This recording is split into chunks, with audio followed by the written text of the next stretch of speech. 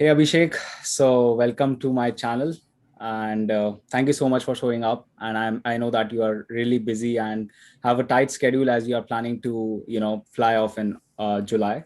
So I completely understand, but thank you so much for showing up. And uh, it would be great if you can talk about your experience, your journey, because people are like really excited. There are like newcomers coming in July and fall semester, so they are very excited, and also they would love to know about your experience and journey.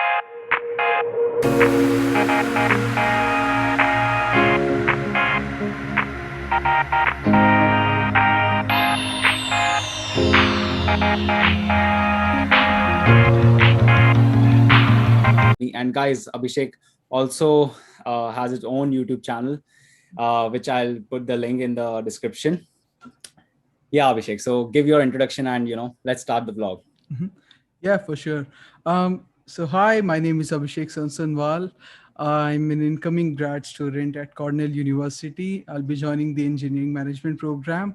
And I am currently in my final year. I'm doing bachelor's in IT from Guru Gobind Singh Indraprasth University. You might not have heard of it. It's a tier three school here in India. Um, Okay. and yeah, that's roughly about it. My GPA was 8.9, GRE 319, TOEFL 106. So Okay, yeah. that's great. Your profile is good, bro. Like, so like in this video, we are obviously going to talk about the preparation that people have to do for Ivy League and as well as like all other colleges, because like my point of view is that if you like, no matter what college you get into in states, if you are working hard and if you know what you want to do in the future, then obviously you are going to succeed in the journey. But if you don't know, if you are Mhm. confused, if you are still in the dilemma of choosing the fields, then you should like first figure it out back in India, and then you should plan your journey way ahead. That's Yeah. what my view is. So yeah. So um, I've prepared like a few questions that I've already like that we already talked about. So I'm Mhm. going to ask those questions because these questions were some questions that I shortlisted from my viewers who were asking me from different Okay. universities. So why did you choose masters in states? Like why not other countries? As the opportunities in any like every other country is growing up. So why Uh-huh. states? Uh, Good one. I'm not very sure. I never really thought about should I go to States, should I go to Canada or Australia. Um, Okay. yeah, I did think about going to Europe because that's where I finally want to settle. But yeah, I think it was just that US US has the best education. I know it's debatable, but I Hmm. think that there's a lot of schools that are really good programs, offer really good electives, and the whole structure of the program. Like you get to work with companies as a consultant and everything. So yeah, I went with US because there's like top schools that offer engineering management programs, and my Okay. priority was more so the program. Like if I like the program, it is in the US, I'll go to US. So that's how I thought about it. And you also saw the opportunities, right? Like you might have researched like from your side also like about the opportunities, why this particular city, like as Cornell is in New York. So Hmm. like you obviously got admit from other Ivy League as well. So why did you choose Cornell? Like why not Uh, other Ivy Leagues? I'm sure you okay. have made a video on that, but yeah, Yeah, no, for I sure. want. Let's talk Yeah. about it. Yeah, so my other options were I actually withdrew my application from Columbia because I finalized Cornell. Okay. But Okay. yeah, another option I had was Duke, Tufts University in Boston, Northeastern, and Stevens. Okay. I think I chose Cornell. Probably first reason was the class size compared to Duke. The class size at Cornell is like 60, 70 students, and Duke had Okay. 200, 210 students. So that Yeah, was the that's right. first reason. And the second reason is the international IV network. I mean, I know Hmm. it's That's Cornell is important. Ivy Yeah. League, and I don't really like to really use the Ivy tag in That's conversations. right. That's But right. yeah, it certainly comes with a lot of benefits. You get to network with people, and you can connect with people from all around the world. And also Yeah. because I don't want to settle in the US, like when my OPT period ends, I want to move to Europe, and the international network will help me a lot then. So yeah, Okay, these were the like reasons. you don't plan to stay over here. Like you want to explore and move into another country, which is Yeah, Europe. yeah. Yeah. So what fascinates you about, like what fascinates more of that country? Like you want to, like you shift after you complete your masters. So what is that, like what is that one thing that drives you to pursue your life ahead in Europe? Northern Lights. I mean, yeah, no. Oh, Well, to be honest, I went to Finland in okay, 2019, and I okay. met really cool people who worked in the US initially, but then moved to Finland. And talking to them, I mean, uh, Finland and Europe, like those Scandinavian countries, Sweden, Norway, that's just Yeah. my vibes. And I don't know, Yeah, I and just, people are very happy. They have their time of work, and also then yeah, they have set of time where they don't touch the computers, and they have like time with for their families. true. Good weekends. They have like 3 days weekend. Like Friday is Hmm. also the weekend, which I recently heard in the news that Finland government is now keeping Friday also a part of weekend. So that's pretty good. Yeah, Yeah, and obviously, like also, I completely yeah, and also, I think this is why I decided to go for masters in the US, because okay. otherwise I wouldn't be able to spend like a year or two in the US if it wasn't for Hmm, this education route.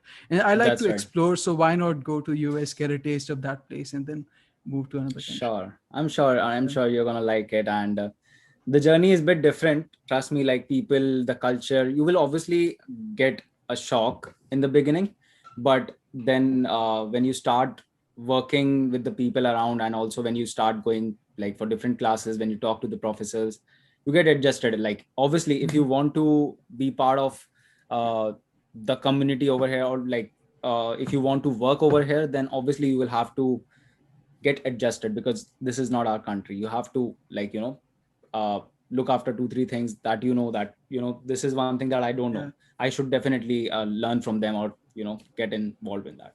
Hmm. Yeah, that's right. Correct. And what are your views on other universities that you got? Like, so can you just name your admits, and like how did you decide? Obviously you now have a better option, but still, like for all the people who are coming in, how should they decide? What should be their criteria, like while they are deciding? Mhm. I think the first criteria that I like to keep is probably program fit, because if you have that clarity of what you want Okay. to do, it doesn't really matter where you go. I mean, I was super ready. Stevens was my first admit, and I made my plans. I started looking at different places to live near Stevens. I was so down for it, right? So yeah, I think if you really like the program, and if it offers you what you're looking for, location is good. um and apart from that, I personally care about class size. Like if it's small, Okay. you can have better interactions, and also Yeah. resources allocation will be better, so stuff like that. So yeah, these are some parameters, some factors that one can And think also, of. like when sorry to cut you over here, also when people like when they plan their masters, they generally ask me this question, like how are the placements? So I want, like to you to speak about that, because I feel that there is no placement system over here. It's all about networking. As you said, like you will take benefit of the international network, and all the alumni who have graduated from Cornell. So Yeah. just like I want to hear your point of view about that. Mhm. Yeah, no, 100%. I even like I'm not in the US, but like I get so many messages from people asking, I bet the Yeah. placements are so nice at Cornell. I mean, there's nothing Yeah. like placements there. You have to work on your own. You have to build your Yeah. own network, get referral on your own, go and attend the interviews. So yeah, I mean, that's what I think. And that is why, as long as you're good at communicating, the soft skills, plus you build a good network, and you have the right skills for the job, Yeah. should be fine. Because trust me, like one of my friend who is like who I made a video with, which is like back, I guess 2 3 videos back, who was studying in Georgia Tech, and he also got his job offer after like struggling for like at least 2 3 months. And he was also Yeah. talking about his experiences. He got like 7 job interviews in a day lined up. So he was just telling me about those experiences. It's not that easy, like like when we come from India, we have universities helping us with placements, or like company coming in. And when we are over here, we don't know how to go and interact to them, because in India they come to us and interact. True. So that's one thing which I tell people, that you should be prepared, you should keep your mind open, you should explore new ideas to think about when you are interacting with someone, because some, like, everyone is busy over here, they are not going to treat you the same. Like sometimes they Mhm. are also in the bad mood, bad shape. HR is not in a good mood every time, so when you reach out to them, you should know what is going to be your next move. That's what I tell Right. them. Yeah, Yeah, that's a great so advice. Yeah. yeah, like you have to explore. Hmm. US is all about exploring. And like, how did you start making your profile for like all the universities that are there in states, and like what idea like came into your mind, and when did you start preparing for it? Yeah, so when I graduated from high school back in grade 12, Okay.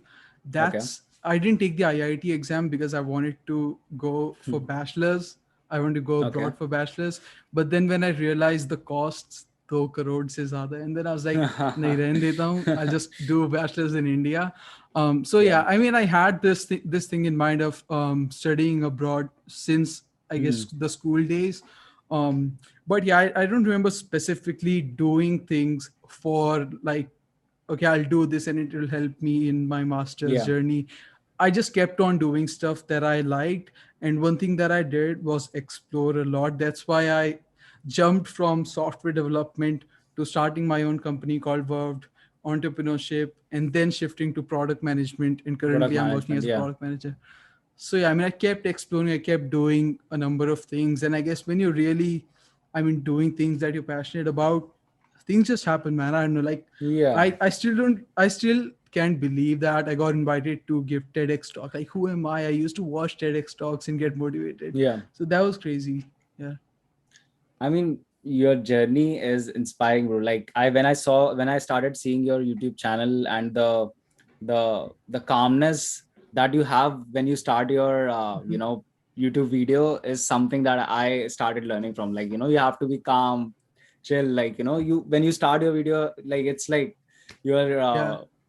entering to a, like, it's like I feel that you also follow meditation, or like yoga or something like that. That's why you are so calm and composed when you talk Mhm. about some particular topic. Yeah, That's I what I listen feel. to a lot of lo-fi beats. So Oh, yeah, that's the okay. vibes that I try to get through my videos. Yeah. That's really good. And you, I hope, like, you are making some good content, and I'm sure, like, after you come over here, we'll try to collab onto something that Yeah, yeah, for is going sure. to be more fruitful for all the people who are coming in. And we'll surely try to give some more content, but for now, like, so yeah, so this was the idea that came into your mind, and you started preparing for it, like as you started your journey from bachelor's, you Yeah, yeah. wanted. Yeah. Yeah, and then when I was in my third year, that's when like you truly start the preparation. Like you need to Got take it. GRE, you need to take TOEFL, and then Hmm. you need to get the LOR, start writing SOP, keep editing it over and over, keep redrafting it. So yeah, when I was in third year, that's when I actually like started putting all the things from my journey together for masters. Okay. And what are your views on consultancies that help people to go abroad? Or like, when did you go to any consultancy, or how did you write your SOP, or like prepare for your SOP? Because most of the people back in Mumbai, or like different Uh-huh. metropolitan cities, they go to consultancies to get your SOP, and universities Yeah. get shortlisted. So what are your views on that? Yeah, no, I didn't go to any consultancies. I mean, I just think that you know your story the best. I mean, That's you right. can write your SOP the best, but also, even though, yeah, I still think that you don't need consultancies. You can get great admits, but also after like having been through this journey and seeing like my friends and people that Hmm. I know for a fact that I mean, the consultancies help them a lot to Hmm. get admits from top schools that they wouldn't otherwise maybe be like get admits Yeah, from. got into. So yeah, Yeah. I mean, if you like don't have time, if you have time constraints, Yeah. and if you totally like don't believe that you can write a good SOP, then go That's ahead right. with them. There are a few genuine ones out there, but yeah, I mean, I first recommendation is just do it on your own. You can do it. Yeah, Yeah. because there are also like very like there are also scams, because I believe when you go to consultancies, they generally want to send you abroad. They won't think about you. Like, there are some consultancy where Yeah. they will say, like, people did not get good admits, and still they are saying, like, you can go, it's not a problem, like, you still get job and Mhm. stuff like that.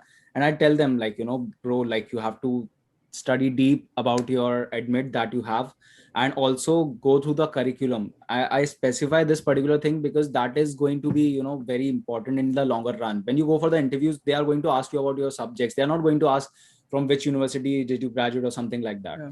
They are going to ask you what research did you do, what projects did you do, how was your like, how was your experience of master or something like that, like, Mhm. so you have to be, like, I feel that you have to be prepared for that. And if you are not getting good admits and stuff, then those subjects are not going to help you in the longer run. That's what I feel. Yeah, no, I agree with that totally. Yeah. So yeah, and how did you like start preparing for your GRE and TOEFL? Like, that's something, like, you have a very good score. So can you please share some insight on that? Yeah, I kind of messed up my GRE. I didn't Okay. prepare for GRE more than 3 days. I know that's like one of the things that I really regret, because I could have gotten into like my dream program if I had a good GRE score. And by good, I mean Okay. like Stanford's MSND program. I got rejected from that program. That was my dream program. And all the admits in that program have GRE scores in the 330s. So I Okay, just that feel is like like if which I program? had MSND, Management Science and Engineering at Okay, Stanford. MSND. Yeah. Okay.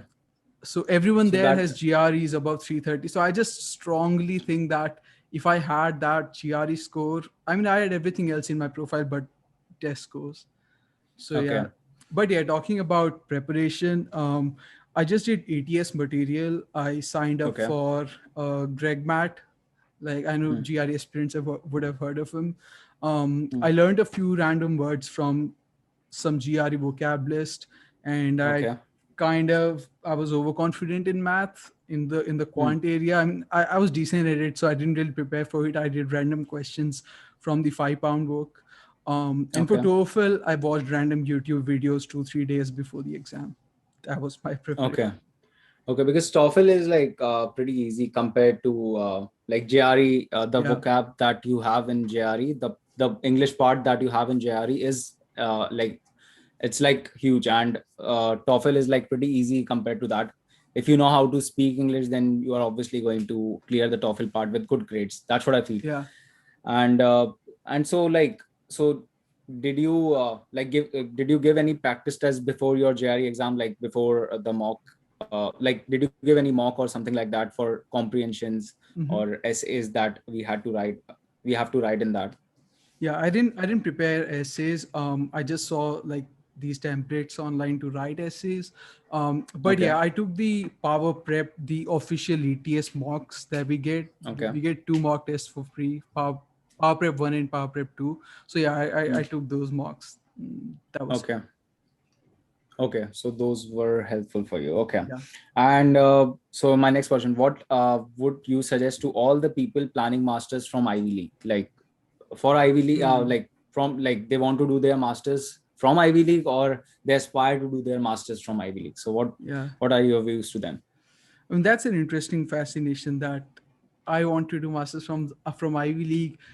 First thing, remove that Ivy League term from your mind if you Okay. could, and just look for programs that are good fit for you. And if one Okay. of those programs or two, three of those programs happen to be Ivy League, that's okay. Treat it like a normal school, normal application. But one thing I would say, and I think this is true for almost all universities, no matter Ivy or non-Ivy, make sure you write one hell of a SOP. I truly believe that, because I remember in my Cornell batch, there are students with GRE scores close to 339 plus GPA, like much better than mine.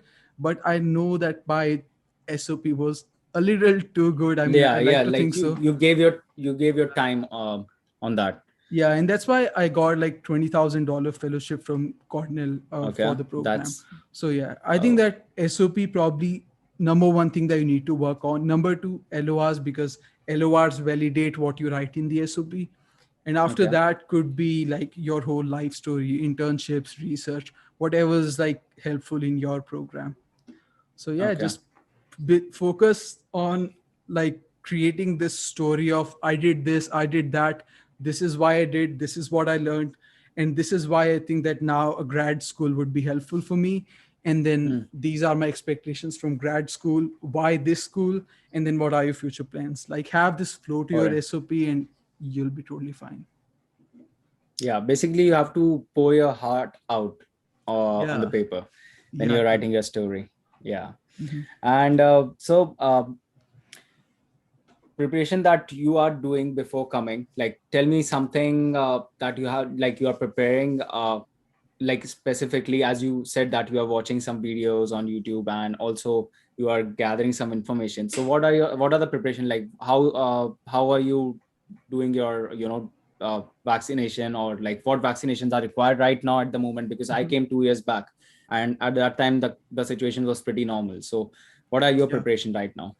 Yeah. So right now what I'm doing is, I think the first thing that we did was probably the house search, signing lease, finding the right apartment, Okay. finding your roommates. Okay. But that's like that should go parallel to these things. Like Mm, immunization, health records, you need to get those dates and get those um, vaccines if you haven't taken them uh, okay. when you were a kid or whatever. So yeah, you need Yeah. to take those. And there's Mm, no like difference between what used to be, like what immunization records requirement used to be